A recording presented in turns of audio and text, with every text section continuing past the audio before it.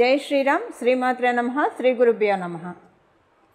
2025 సంవత్సరం జూన్ నెల 7వ తారీఖు నుంచి 2025 సంవత్సరం జూలై 28వ తారీఖు వరకు కూడా గోచారంలో సింహరాశిలో ఒక ప్రత్యేకాంశం చోటు చేసుకుంటుంది.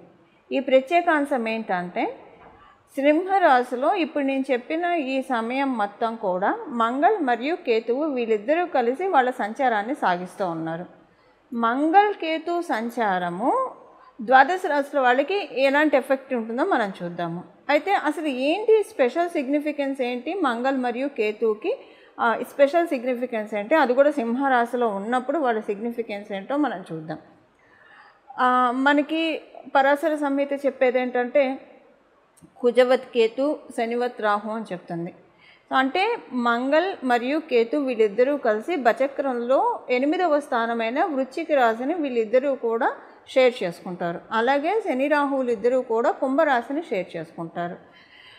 వీళ్ళిద్దరూ ఈ రాశిని పంచుకోవడం అంటే, ఒక జలతత్వ రాశిలో ఎప్పుడైనా సరే కేతు భగవానుడు జలతత్వ రాశిలో చాలా హ్యాపీగా ఉంటాడు, హ్యాపీ స్టేట్లో ఉంటాడు. ఎవరికైనా సరే జలతత్వ రాశిలో కేతు భగవానుడు ఉన్నా, అండ్ ఎస్పెషల్లీ లగ్న చక్రంలో జలతత్వ రాశిలో ఉండి, అలాగే అంశ చక్రంలో అంటే నవాంశ చక్రం, ఇంకా రకరకాల దశాంశ, వీటిలో అన్ని చక్రాల్లో డివిజనల్ చార్ట్స్లో కనుక ఆయన జలతత్వ రాశిలో ఉంటే అసలు వాళ్ళకి చాలా బాగా ఉంటుంది. అంటే ప్రత్యేకించి ఉత్త నవాంశలో ఉన్న చాలు, ఎందుకంటే నవాంశ D1 చార్ట్కి ఫిల్టర్ కాబట్టి ఒక్క నవాంశ చార్ట్లో కూడా ఆయన జలతత్వ రాశిలో ఉండి చాలా బాగా ఉంటుంది. అలా జలతత్వ రాశిలో ఉండడానికి ఇష్టపడే కేతు భగవానుడు అగ్నితత్వ రాశి అయిన సింహరాశిలో ఆయన ఉన్నాడు. ఇప్పుడు మంగళకైతే అగ్నితత్వము ఓకే, జలతత్వము కూడా ఓకే, బట్ ఆయన అగ్నితత్వంలో ఇంకా బాగా ఉంటాడు జలతత్వం కంటే కూడా. బట్ వృశ్చిక రాశి ఆయన రాశే కాబట్టి అగ్నితత్వానికి కారణం ఏంటంటే, ఆయన మేషరాశి మరియు వృశ్చిక రాశి అధిపతి అవ్వడం వల్ల అగ్నితత్వ రాశి ఆయన మేషరాశిలో ఆయన ఇంకా బాగా ఉంటాడు. అంటే మనకి ఎవరికైనా జన్మకుండలిలో మంగళు వృశ్చిక రాశి కంటే ఎప్పుడైనా మేషరాశిలో ఉంటేనే ఎక్కువ యోగిస్తాడు. అంటే వృశ్చిక రాశిలో ఉన్న ఆయన ఇచ్చే రిజల్ట్స్ ఇస్తాడు, బట్ ఎక్కువగా మేషరాశిలో ఉంటే యోగిస్తాడు. సో ఇప్పుడు ఆయన అయితే కంఫర్టబుల్గానే ఉన్నాడు మంగళ్. మరి వీళ్ళిద్దరూ కూడా ఒకటే హౌస్ని స్టే చేసుకుంటారు. వృశ్చిక రాశి వీళ్ళిద్దరూ వృశ్చిక రాశి అధిపతులు అవుతూ వృశ్చిక రాశి నుంచి దశమ స్థానంలో సంచారం చేస్తూ ఉన్నారు మంగళ్ మరియు కేతు. వృశ్చిక రాశి నుంచి దశమ స్థానంలో కాలపురుషుడి కుండలిలోంచి పంచమ స్థానంలో, అంటే ఇక్కడ కేంద్ర కోణాలు అవుతున్నాయి. కాలపురుషుడు కుండలిలో నుంచి కోణస్థానం అవుతుంది. వృశ్చిక రాశి నుంచి అంటే న్యాచురల్ లాని మనం చూసుకుంటే కనుక వృశ్చిక రాశి నుంచి కేంద్ర స్థానం అవుతుంది, దశమ స్థానం. ఇక్కడ ఇంకొక విషయం ఏంటంటే, కాలపురుషుడు కుండలిలో మేషరాశి ఈయన రాశి, అలాగే వృశ్చిక రాశి ఈయన రాశి. సో అంటే ఇక్కడ 10 and 5 యాక్సెస్ పడింది వీళ్ళిద్దరికి. ఈ 10 and 5 అంటే దశమ స్థానము మరియు పంచమ స్థానము, ఈ రెండు యాక్సెస్లో పడడం వల్ల ద్వాదశ రాశుల వాళ్ళకి, ద్వాదశ లగ్నాల వాళ్ళకి కొంచెం ప్రత్యేకమైన ఇంపాక్ట్లు ఉంటాయి. అవేంటో మనం చూద్దాం ఇప్పుడు. ఇవన్నీ చూడటానికి ముందుగా అసలు ఇన్నాళ్ళు కూడా మంగళ్ ఆయనకంటే నీచ స్థానంలో ఉన్నాడు, కర్కాటక రాశిలో ఉన్నాడు, నీచ స్థానంలో ఉన్నాడు. నీచ స్థానంలో ఉన్న కుజుడు కర్కాటక రాశిలో కొంతమందికి కొన్ని అనుకూలతలను ఇచ్చాడు, కొంతమందికి కొన్ని ప్రతికూలతలను ఇచ్చాడు. ప్రత్యేకించి అనుకూలతలను ఇచ్చినా కూడా కొంతమందికి బాగా ఉండి ఆ యాక్సెస్ కనుక బాగా ఉంటే, అంటే అక్కడ వాళ్ళకి జన్మజాతకంలో గురు భగవానుడు ఉన్న అంటే కర్కాటక రాశిలో లేదా ఇంకా వేరే కాంబినేషన్లో కొన్ని అనుకూలమైన పరిస్థితులు వాళ్ళకి ఇచ్చినా కూడా కొంతమందికి, బట్ ప్రతికూల పరిస్థితులు అయితే ఖచ్చితంగా ప్రతి ఒక్కళ్ళు చూస్తారు. దీనికి ఎవరు అతిథులు కారు. మంగళ్ కర్కాటక రాశిలో ఉన్నప్పుడు దానికి అంటే గడిచిన కాలాన్ని చెప్పేది, గడిచిన 2-3 నెలలుగా ఒకటి యాక్సిడెంట్స్ అన్నా ఉండొచ్చు. అందరికీ కలిపి చెప్తున్నాను నేను, ఈ రాశి ఆ రాశి అని కాదు. ఒకటి యాక్సిడెంట్స్ అన్నా అవ్వడానికి ఛాన్స్ ఉంటుంది.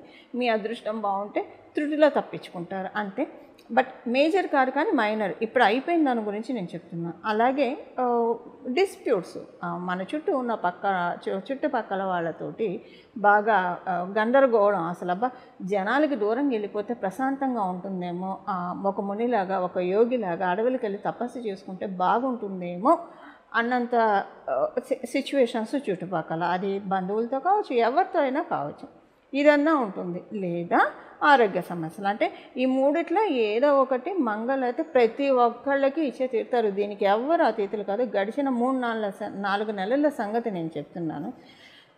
అది ఎందుకంటే ఆయన నీచంలో ఉన్నప్పుడు ఎప్పుడైనా సరే మంగళ కొంచెం ఇలాంటి ఇంపాక్ట్స్ ఇస్తూ ఉంటాడు. అందులో అక్కడ మిగతా ప్లానెటరీ కాంబినేషన్స్ కూడా దానికి తోడయ్యాయి. ఇప్పుడు మనకి బచక్రంలో కాలపురుషుడు కుండలిలో సింహరాశిలో ఉన్న మంగళ్ మరియు కేతు ద్వాదశ రాశుల వాళ్ళకి, ద్వాదశ లగ్నాల వాళ్ళకి ఎలాంటి ఫలితాలు ఇస్తారో మనం విడివిడిగా ప్రతి రాశి వాళ్ళకి తెలుసుకుందాము.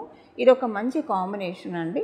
ఈ కాంబినేషన్ని కనుక మనం చక్కగా యూటిలైజ్ చేసుకుంటే చాలా మంచి రిజల్ట్స్ ఉంటాయి. అంటే దీనికి తగ్గ మనల్ని యాక్టివేట్ చేసుకోవడానికి, ఇది మన జన్మ కుండలిలో ఇలాంటి కాంబో ఉన్నా లేకపోయినా మనం దీన్ని యాక్టివేట్ చేసుకోవడానికి ఒక చిన్న పరిహారం తెలుసుకుందాము. అలాగే అసలు వీళ్ళిద్దరు సింహరాశిలో కలిసి ఉండడం వల్ల ద్వాదశ రాశుల వాళ్ళకి, అలాగే ద్వాదశ లగ్నాల వాళ్ళకి ఎలాంటి అనుకూలతలు ఉన్నాయి, అసలు ఎలాంటి ఫలితాలు ఉన్నాయో ఇప్పుడు మనం చూద్దాం.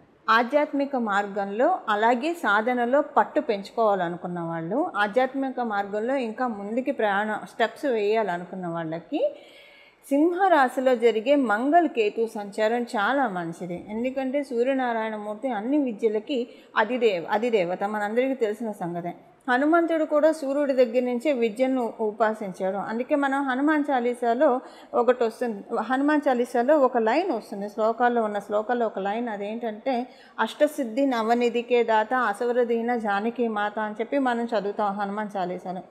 అష్టసిద్ధులు అంటే అంతా కూడా ఆయన సూర్యనారాయణమూర్తి నుంచి గ్రహించిన విద్యే కదా.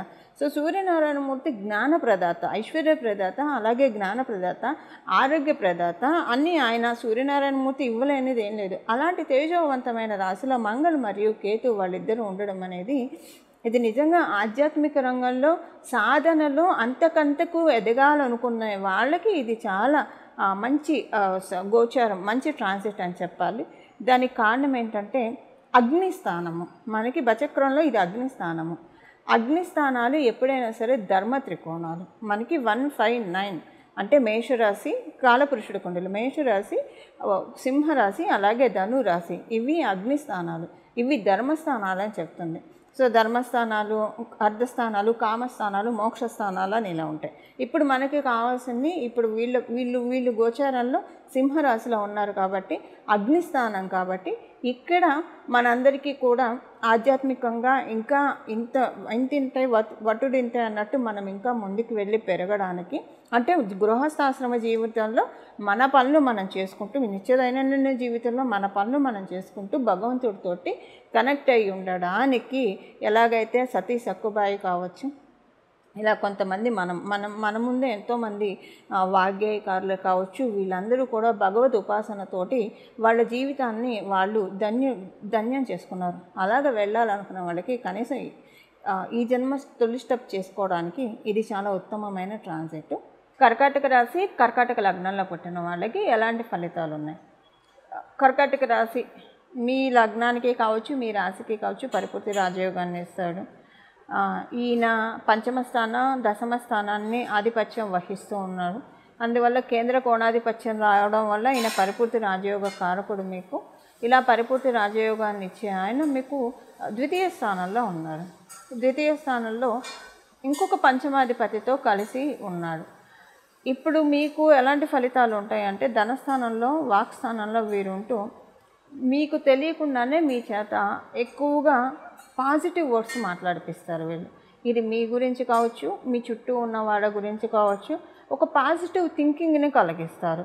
అలాగే వైస వర్స, మీ గురించి కూడా మీ చుట్టూ ఉన్న వాళ్ళు చాలా పాజిటివ్గా ఆలోచిస్తారు. వీళ్ళంతా అంటే వీళ్ళు చాలా మంచివాళ్ళు, అసలు ఇలా ఉండాలి కదా, జీవితం అంటే ఇలా సాగించాలి కదా, వీళ్ళు కరెక్ట్గా ఉన్నారు కదా, అలా అనుకుంటారు. అలాగే మీరు కూడా, అంటే ఇన్నాళ్ళు ఉన్న దృష్టికోణం ఇప్పుడు మారుతుంది. ఇప్పుడు నేను చెప్పిన పీరియడ్ నుంచి మారుతుంది. చాలా పాజిటివ్ థింకింగ్ వచ్చేస్తుంది. ఇద్దరు పంచమాధిపతులు మీకు ద్వితీయ స్థానంలో సంచారం అనేది చాలా పాజిటివ్ థింకింగ్ వస్తుంది. ఎందుకు ఇస్తున్నారంటే, ఇప్పుడు తదాస్తు దేవతలు మీ నాలిక పైన నర్తిస్తూ ఉన్నారు. అంటే మీరు ఏమంటే దాన్ని తదాస్తు అనడానికి రెడీగా ఉన్నారు. అలాగని దీన్ని ఎప్పుడైనా ఏదైనా మనకి యోగం ఇస్తే అంటే మీరు మిస్యూజ్ చేసుకుంటారని కాదు. ఎప్పుడైనా భగవంతుడు మనకు ఒక వరాన్ని ఇచ్చినప్పుడు దాన్ని ఎప్పుడు మనం మిస్యూజ్ చేసుకోకూడదు. అందరి హితం కోసం వాడాలి, మన హితం కోసం కూడా వాడుకోవాలి. ఇప్పుడు మీకు తెలియకుండానే మీ నోట్లోంచి చాలా మంచి వర్డ్స్ వస్తాయి. మీ గురించి కావచ్చు, మీ కుటుంబ సభ్యుల గురించి కావచ్చు, మీరు అనుకుంటారు, మీరు ఏది అనుకుంటే దాన్ని తదాస్తు అనడానికి వాళ్ళు రెడీగా ఉన్నారు. అంటే ఇక్కడ ఏంటంటే మీకు తెలియకుండానే పాజిటివ్స్ వాళ్ళు మాట్లాడిపిస్తారు మీ చేత. మాట్లాడిపించి వాటిని అయ్యేటి చేస్తారు. మీ బిజినెస్ గురించి కావచ్చు, మీ ఉద్యోగం గురించి కావచ్చు, మీరు ఫారెన్ వెళ్ళాలనుకుంటే దాని గురించి కావచ్చు, లేదా మీ పిల్లల పెళ్లి విషయం కావచ్చు, వాళ్ళ చదువుల విషయం కావచ్చు, ఏదైనా సరే మీకు తెలియకుండానే పాజిటివ్గా మాట్లాడటం మొదలు పెడతారు. అంటే ఇన్నాళ్ళు మీరు నెగిటివ్గా మాట్లాడారని కాదు, ఒకవేళ ఇన్ కేసు మధ్య మధ్యలో నెగిటివ్గా మాట్లాడుకున్నా ఇప్పుడు ఈ టైం అంతా కూడా చాలా పాజిటివ్గా మాట్లాడతారు. అసలు మీ థాట్ ప్రాసెస్ కంప్లీట్గా చేంజ్ అయిపోతుంది. ముందు ఏంటంటే మీ మైండ్, మీ మనసు చాలా ప్రశాంతంగా అనిపిస్తుందండి. ఈ పీరియడ్ మొత్తం కూడా ఎంత ప్రశాంతంగా ఉంటుందంటే ఇన్నాళ్ళు అసలు ఈ ప్రశాంతత నేను లైఫ్లో చూడలేదు కదా అని అనుకుంటారు. ఇన్నాళ్ళు మీ జాతకంలో, మీ జన్మ జాతకంలో ఈ కాంబో కనుక ఇదే సింహరాశిలో ఉంటే మీకు ఇంకా డబల్ బొనాన్సా. ఒకవేళ అలా లేకపోయినా ఇది మంచి కంజంక్షన్ అనే చెప్పచ్చు. మైండ్ చాలా ప్రశాంతంగా ఉంటుంది.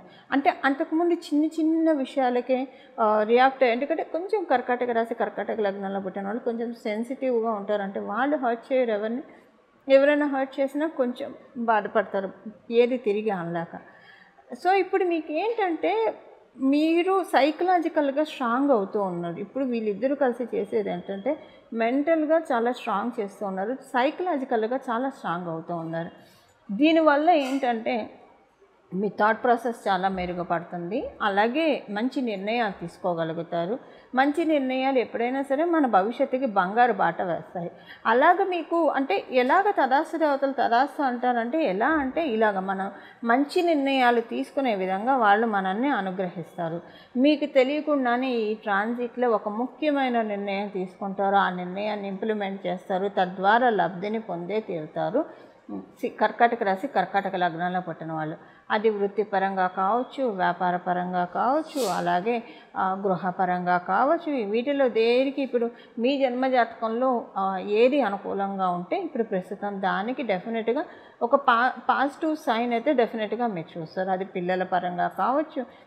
ఉదాహరణకి మీరు కర్కాటక రాశిలో పుట్టారు, మీ పిల్లలకి పెళ్ళిళ్ళు అవ్వట్లేదు, ఎన్ని సంబంధాలు కుదరటలేదు, చూసినా కుదరటలేదు అని మీరు బాధపడే వాళ్ళు అయితే ఇప్పుడు టక్కున కుదిరిపోతుంది మీకు. అది కూడా ఏంటంటే అంతకుముందు మీకు తెలుసున్న సంబంధం కావచ్చు, చూసిన సంబంధం కావచ్చు, అంతకుముందు ఎప్పుడో చూసిన సంబంధం కావచ్చు, లేదా తెలుసున్న సంబంధం, ఇలా ఏదైనా రావచ్చు. మీరు అనుకుంటారు, అరే ఇన్నాళ్ళు వీళ్ళని ఎందుకు నేను కలవలేదు, ఎన్ని చూశానేంటి, చంకలో పిల్లాన్ని పెట్టుకొని ఊరంతా వెతికానా, చేతిలో వెన్న పెట్టుకొని నెయ్యి కోసం పరిగెత్తానా, ఇలా అనుకుంటారు. అంటే అలా పెక్యులర్గా మరి ఇప్పుడు మనకి భాగవతం అలానే కదండి పుట్టింది.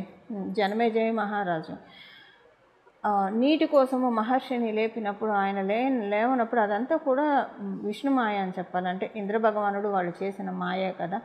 ఆయనకి కనిపించక ఆయన మెడలో చచ్చిన పాము వేస్తే అప్పుడే ఆయనకి నది కనిపిస్తుంది. అప్పటిదాకా ఆ నది అక్కడే ఉంటుంది, కానీ ఆయనకు కనిపించదు.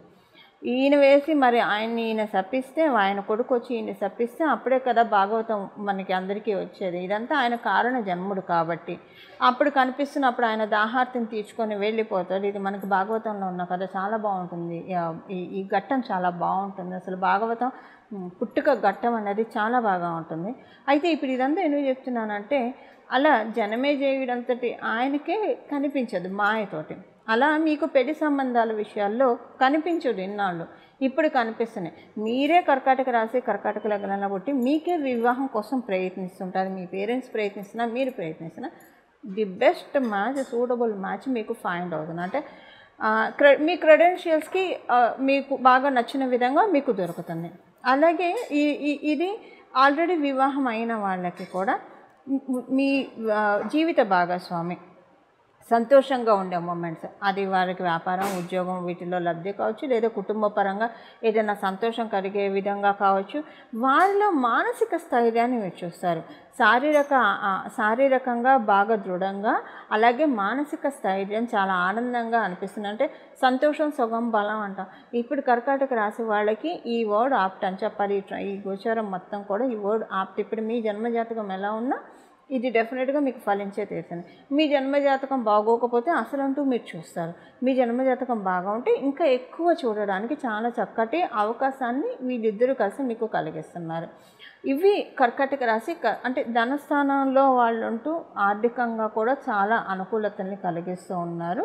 ఇవి కర్కాటక రాశి కర్కాటక లగ్నంలో పుట్టిన వాళ్ళకి మంగళకేతు ద్వితీయ స్థాన సంచార ఫలితాలు. ఇప్పుడు పరిహారం మనం చూద్దాము. సింహరాశిలో ఉన్న మంగళ్ మరియు కేతు అందరికీ అనుకూలమైన పరిస్థితులను ఇవ్వడానికి, అంటే అనుకూలమైన అంటే మన జన్మజాతకంలో ఈ యోగం ఉన్నా లేకపోయినా ఉన్న వాళ్ళకైతే ఇంకా బాగా ఉంటుంది. ఎస్పెషల్లీ సింహరాశిలోనే ఉంటే ఇంకా బాగా ఉంటుంది, లేదా ఏ రాశుల్లో అయినా సరే మంగళ కేతు కంజంక్షన్ ఉంటే కనుక మీ జన్మజాతకంలో అది అంటే అన్ని రాశుల్లో ఇది పూర్తిగా యోగదాయకం అని కూడా చెప్పలేము. అన్ని రాశుల వాళ్ళకి ఇది యోగదాయకం కాదు. ఇప్పుడు మకర కుంభ రాశుల వాళ్ళకి ఇలా మంగళకేతు కంజంక్షన్ అసలు యోగదాయకం కాదు. కొన్ని రాశుల వాళ్ళకి ఇది చాలా యోగదాయకాన్ని ఫలితాలను కూడా ఇస్తుంది. బట్ ఇప్పుడు మనకి అందరికీ కూడా ఇది యోగవంతమైన ఫలితాన్ని మనందరికీ ప్రసాదిస్తుంది. ఇది యోగవంతమైన ఫలితాన్ని ప్రసాదించడానికి ఏం పరిహారం చేసుకోవాలో ఇప్పుడు మనం చూద్దాం.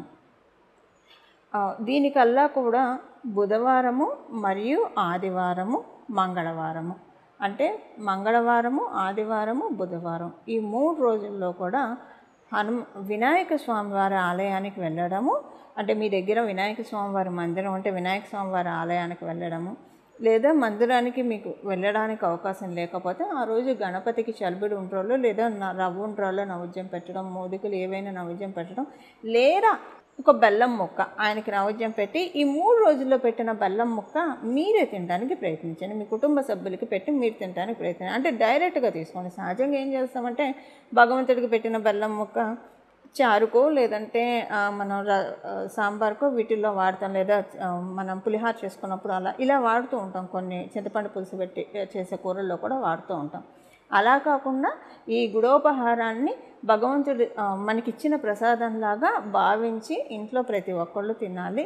ఇప్పుడు నేను చెప్పిన టైం పీరియడ్ వరకు ఎప్పుడు కూడా ఇలా చేస్తే మంచిది. గణపతికి బెల్లం ముక్క చాలా ఇష్టము. లేదా మీరు రవ్వ ఉండ్రాలు చలిబిడి ఉండ్రాలు ఏం పెట్టినా పర్లేదు. ఈ రోజు చేసినా పర్లేదు, ఈ ట్రాన్సిట్ పీరియడ్ రోజు చేసినా పర్లేదు. బట్ ఈ పర్టికులర్ పీరియడ్లో అంటే రోజు చేసేప్పుడు ఎలా ఉంటుందంటే అది వేరే వాటికి వాడేస్తాం బెల్లం ముక్క. అలా కాకుండా మనం స్వీకరించాలి భక్తితో. ఆదివారం పూట, బుధవారం పూట, మంగళవారం ఈ 3 రోజుల్లో భగవంతుడికి సమర్పించిన నైవేద్యాన్ని మనం తినాలి. వినాయకుడికి సమర్పించిన నైవేద్యాన్ని, అలాగే స్వామివారికి సంబంధించిన అథర్వశీర్షం వినడానికే ప్రయత్నించండి. చదవడం వచ్చిన వాళ్ళు చదవచ్చు.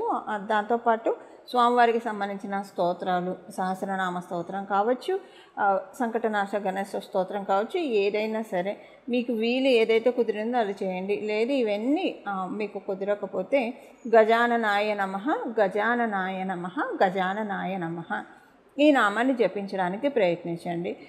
ఈ నామ జపం కాబట్టి మీరు ఎప్పుడైనా చేసుకోవచ్చు. అంటే ముందు బీజాక్షరాలు చేరిస్తే అది మంత్రం అవుతుంది, బీజాక్షరాలు లేకపోతే నామం అవుతుంది. నామ జపానికి ఎప్పుడు తప్పు ఉండదు. మీరు ఫుల్ ట్రాన్సిట్ మీరు అంటే ఏదైనా పని చేస్తున్నప్పుడు చక్కగా మైండ్ ఖాళీగా ఉంటుంది కాబట్టి మీ పని మీరు చేస్తూ మైండ్ని గజాననాయ నమః, గజాననాయ నమః, గజాననాయ నమః అనుకుంటూ మీ పని మీరు చేసుకుంటూ ఉంటే కనుక చాలా చక్కటి సత్ఫలితాన్ని మంగళ మరియు కేతు సూర్యస్థానమైన సింహరాశిలో వాళ్ళిద్దరూ కలిసి ప్రసాదిస్తారు. ఇవి అందులో సూర్యస్థానం అంటేనే మనకు తెలుసు, సూర్యుడు అంటేనే వెలుగు. మనకి నవగ్రహ దేవతల్లో కింగ్ అంటే సూర్యుడు అనే మనం చెప్తాం, క్వీన్ అంటే మూన్ అని చెప్తాం.